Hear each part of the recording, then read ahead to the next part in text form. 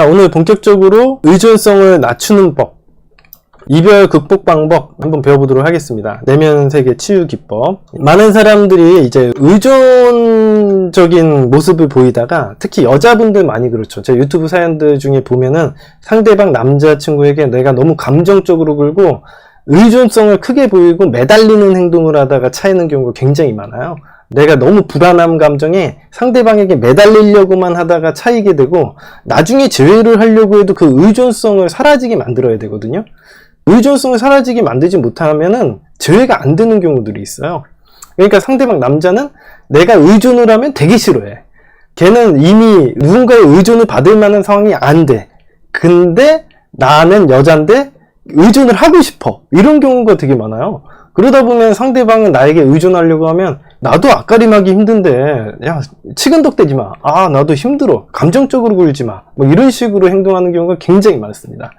그래서 이제 의존성을 강하게 가지면은 재회 자체가 안 되는 경우가 발생을 해가지고, 여러분들에게 의존성을 낮추는 법을 가르쳐 드리기도 하고, 여자분들 중에서도 이제 어떤 남자를 만나는데 자기가 좀 리드를 해야 되는 상황들이 있어요. 그런 부분들도 있으니까. 그리고 특히나 여러분들이 의존성이 너무 강하게 되면 상대방은 어떤 남자를 만나도 사실은 이 의존성이 너무 강하게 되면 감정적으로 굴기 때문에 모든 남자들이 여러분들을 떠날 가능성이 굉장히 커집니다. 그래서 이 의존성을 일단 낮추는 방법을 한번 알려드리고, 이별을 극복하는 데서도 도움을 많이 받으실 것 같으니까, 제가 제목에서 얘기한 것처럼 의존성을 낮추는 법, 이별 극복 방법이라고 제목을 정한 거예요.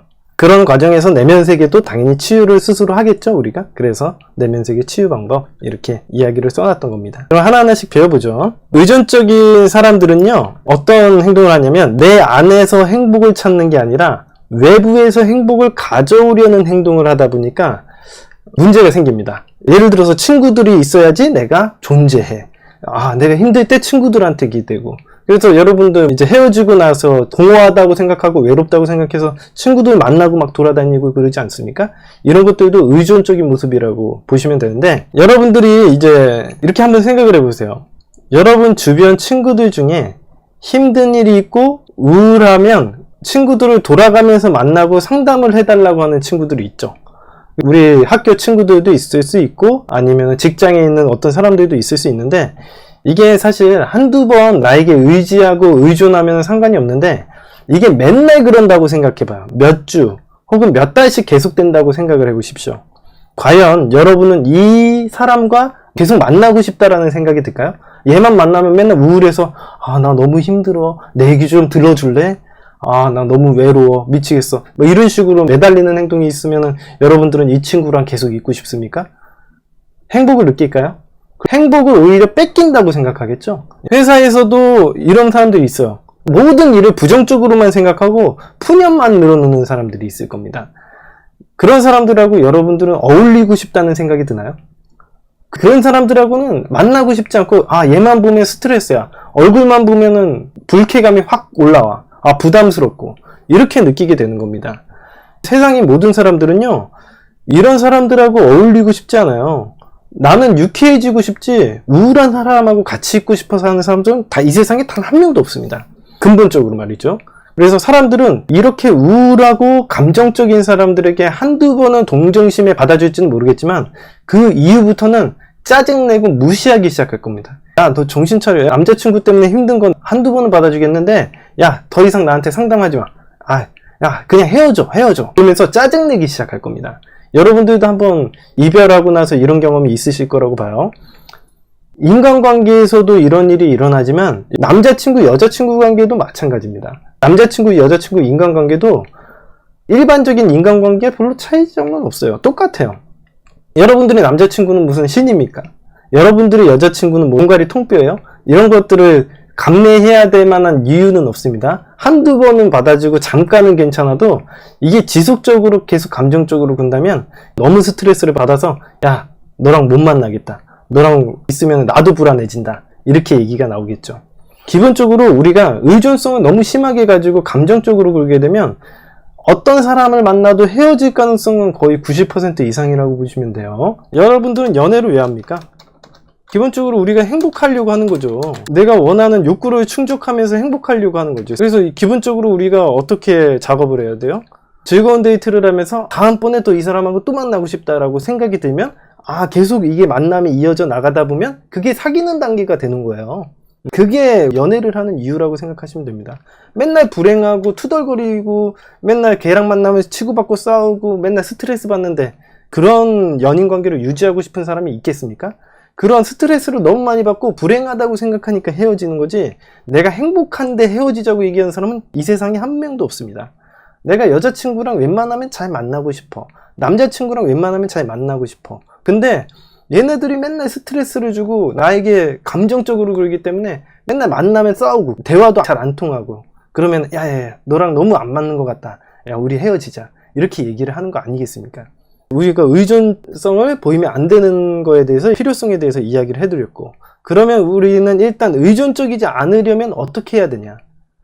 방법은 그렇습니다. 스스로 행복해질 수 있는 시스템을 구축해야 돼요. 그러니까 내가 스스로 행복한 사람이 돼야지 상대방도 나의 행복을 보고선 같이 있고 싶어 하잖아요. 여러분들 친구 중에서도 항상 긍정적이고 행복이 넘치는 사람, 유쾌한 사람하고 같이 있고 싶어 하는 것처럼, 여러분들이 항상 행복을 어느 정도는 만들 수 있는 사람이고 내 감정 어느 정도 추스릴 수 있는 사람이 돼야지 이 사람하고 계속 인간관계를 할 수 있는 거예요. 연인관계도. 그래서 나 스스로는 어느 정도 행복을 만들 수 있는 시스템을 구축해야 돼요. 그러면은 우리가 여기서 이런 질문을 던질 수 있겠죠. 그렇다면 인간은 스스로 어떻게 행복해지는 건가? 행복은 어떻게 만들어지는 건가? 이거에 대해서 보면 되죠. 인간의 내면 세계에서는요, 자, 이걸 에고라고 하죠. 그리고 욕구, 이걸 이드라고 합니다. 그리고 양심, 이걸 슈퍼에고라고 합니다. 이렇게 세 가지밖에 없습니다. 근데 이 양심 같은 거는 사실 우리가 내면 세계의 불안도를 높여주거나 그런 거는 없기 때문에, 대부분 양심의 역할은 대부분의 우리가 양심적인 사람이 되자 이런 거기 때문에 사실은 별로 우리의 막 욕구를 충족하는데 어렵거나 삶에 큰 영향을 미치는 부분은 아니기 때문에 슈퍼에고는 빼고, 일단 이 두 가지만 판단해도 해석하는데 그렇게 어렵지가 않습니다. 최대한 심플하게 가야 되잖아요. 자아랑 욕구만 있다고 보시면 돼요. 근데 자아의 역할은 내면 세계를 갖다가 컨트롤하는 여러분들의 분신 같은 사람이니까, 이제 중요한 거는 욕구를 채우는 일이겠죠. 여러분들은 기본적으로 우리나라 헌법에도 행복 추구권이라는 게 있습니다. 여러분들이 원한다라는 것 자체가 욕구거든요. 자유롭게 이 욕구를 충족해 가면서 살아갈 수 있을 만한 권한이 있어요. 이걸 행복 추구권이라고 합니다. 여러분들은 원하는 욕구를 자유롭게 상대방을 피해주지 않는 범위 내에서 추구하면서 살아갈 수 있게끔 헌법에서 보장을 해줘요. 이게 당연한 거예요. 이건 너무 쉬운 거예요. 그래서 여러분들은 욕구라는 걸 채워가면서 살아야지 행복한 거예요. 여러분들이 원하는 걸 하면서 살아가는 게 행복이잖아요. 내 욕구를 채워가면서 살아가는 겁니다. 욕구는 뭐 크게 두 가지가 있죠. 생존에 필요한 욕구가 있고 번식에 필요한 욕구가 있습니다. 근데 일단 기본적으로 우리가 생존 욕구라는 건 잘 먹고 잘 자고 이런 것들, 생존에 필요한 것들, 내가 상한 음식을 먹고 그러면 불행한 거고, 건강한 음식, 내 몸에 도움이 되는 음식을 먹는 건 이제 행복한 거죠. 그 다음에 이제 생존한 사람들이 하는 게 번식 욕구죠. 이렇게 인간들은 내면 세계의 욕구를 채워나갔을 때 행복을 느끼는 겁니다. 근데 이제 문제가 되는 건 뭐냐면, 내면 세계는 욕구를 채우면 행복하다고 느끼는데, 욕구를 채우기 이전에 이미 내면 세계에 쌓인 스트레스를 제거해 주는 게 더 문제입니다. 내면 세계 이제 욕구를 잘 채우기만 하면 되는데, 여러분들이 욕구를 채우는 것 이전에 내면 세계에 있는 스트레스가 많으면 내면 세계가 스트레스를 해결하느라고 욕구를 잘 채우지를 못해요. 예를 들어서 제가 설명을 해드리면, 여러분들이 너무 바빠. 밥을 먹을 시간이 없어. 내가 너무 바쁘고 스트레스를 받다 보면 먹을 수가 없는 거야. 욕구를 채울 수 있을 만한 상황 자체가 안 돼 버립니다. 기본적으로 여러분들이 너무 바쁘거나 스트레스를 너무 많이 받으면 그것을 처리하기 바쁘고요, 제대로 된 욕구를 채울 수가 없는 상황이 돼요. 연애에 빗대서 얘기를 하면 뭐냐면, 여러분들이 너무 바쁘잖아요. 그러면 여자친구를 만날 수 있을 만한 시간이 돼요, 안 돼요? 안 되죠. 그러면 여자친구랑 헤어지잖아. 그럼 여러분들은 불행하고. 아주 쉽게 얘기하면 그렇습니다. 그래서 여러분들에게 첫 번째로 필요한 것은 휴식이고 여유예요. 그래야지 밥도 내가 잘 챙겨 먹을 수 있고 연애도 잘 할 수 있습니다. 여러분들이 먼저 첫 번째로 만들어야 되는 거는, 정서적으로 제일 먼저 해야 되는 건 여유를 만들고 휴식을 하는 거예요. 그래서 그게 거의 90%에 해당한다고 보시면 됩니다. 욕구를 채우기 이전에 내면 세계에 쌓여있는 스트레스를 제거해 주는 것이 첫 번째 문제입니다. 여유가 되면 내면 세계의 욕구들을 채워가는 행동을 하시면 그게 행복하다고 느끼게 됩니다.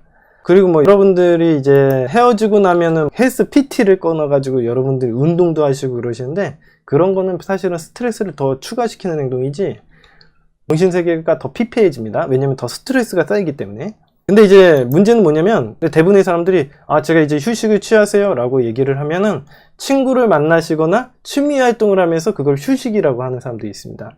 친구를 만나거나 취미 활동을 하는 것은요, 이것은 휴식이 아니고 활동입니다. 친구를 만나거나 취미 활동을 하는 것은 휴식이 아니에요. 분명히 제가 이야기 드렸습니다. 이거는 활동입니다.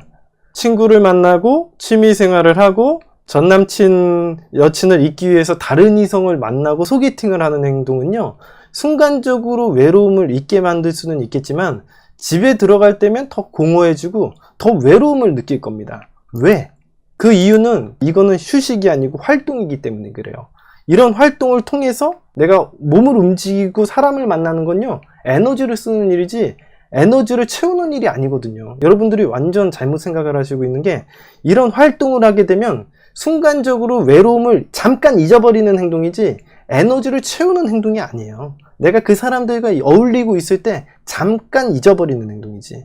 그래서 그런 활동을 통해서 에너지를 더 고갈시키는 행동을 합니다. 내가 밖에 나가서 돌아다니는데 에너지가 차겠어요? 줄어들겠어? 당연히 줄어들지. 내면 세계에 있는 스트레스가 더 쌓이고 에너지는 더 고갈되고 에너지를 더 갉아먹는 행동이 되기 때문에 외부 활동을 하고 집에 들어오게 되면 여러분들은 더욱더 외롭고 공허한 감정을 느끼게 되는 거예요. 그리고 또 더 중요한 게 뭐냐면, 제가 휴식을 취하라고 하면은 어떤 행동을 하냐면, 남는 시간에 휴식을 취하려고 하는 사람도 있습니다. 근데 남는 시간에 휴식을 취한다는 것은 휴식이 없다는 얘기가 됩니다. 왜냐면 지금 여러분들이 스트레스를 받는 상황이니까 내면 세계가 불안할 거 아니에요. 스트레스를 받고 내가 여유가 없는 상황에서 남자친구나 여자친구랑 헤어졌을 거 아니야. 그렇다면 여러분들은 지금 그냥 가만히만 놔두면 아무 자구적인 노력을 안 하고 계획을 세우지 않으면 계속 스트레스를 받는 상황이 될 거라는 거예요. 여러분들이 헤어진 이유가 안 쉬어서, 여유가 없어서, 스트레스가 심해서 헤어진 거예요. 여러분들이 남는 시간에 쉰다라는 것은 나는 그런 스트레스가 심한 상황 때문에, 그렇지만 않았으면 헤어지지도 않았을 문제거든요. 근데 계속 그것 때문에 헤어졌으면서도 나는 쉰다 하고서는 못 쉬는 상태가 되는 거죠. 남는 시간에 쉬려고 하신다면. 그러니까 결과적으로는 못 쉬어요. 실제로 여러분들이 해보시면 아시겠죠. 여러분들이 남는 시간에 쉬려고 해보세요. 쉴 수 있나? 못 쉽니다. 뭔가 계속 하고 있다는 얘기죠. 예. 남는 시간에 뭔가를 하려고 하지 대부분의 사람들이 멈춰 있으려고 안 해요.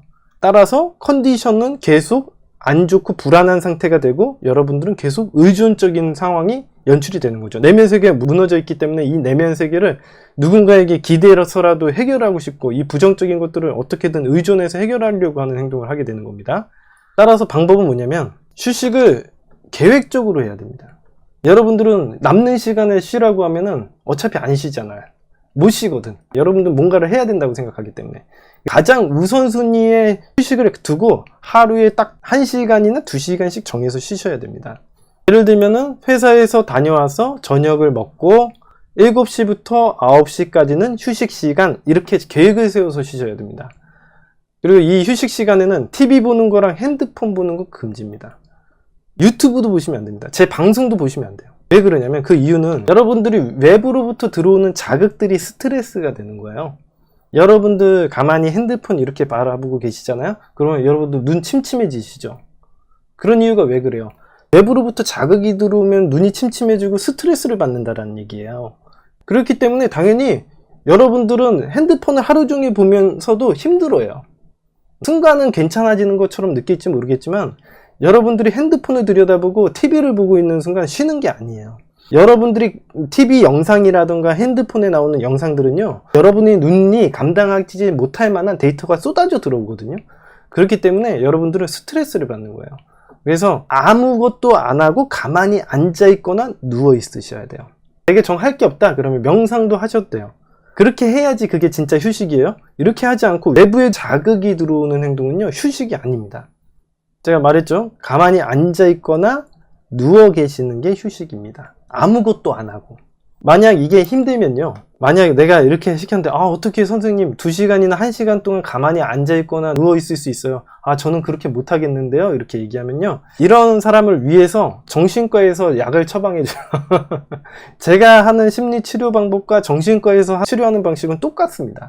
근데 단 하나 차이가 나는 게 뭐냐면 정신과에서는 여러분들을 강제로 약을 먹여서 그걸 하게 만들어요. 여러분들을 쉬게 만들어야 되거든요. 여러분들의 선택입니다. 약을 드셔서 하셔도 되고 아니면 그냥 알아서 하셔도 됩니다. 여러분들의 남자친구라든가 여자친구의 생각이 너무 나는 거야. 헤어지고 나서 그게 가만히 앉아 있으려고 그러니까 전 여자친구 전 남자친구의 부정적인 생각이 머리를 꽉 채워가지고 너무 힘든 거야. 그렇게 가만히 있으려고 하니까 그런 식으로 생각이 나서 힘들다고 하더라고요. 그래서 그럴 때는 어떻게 하느냐,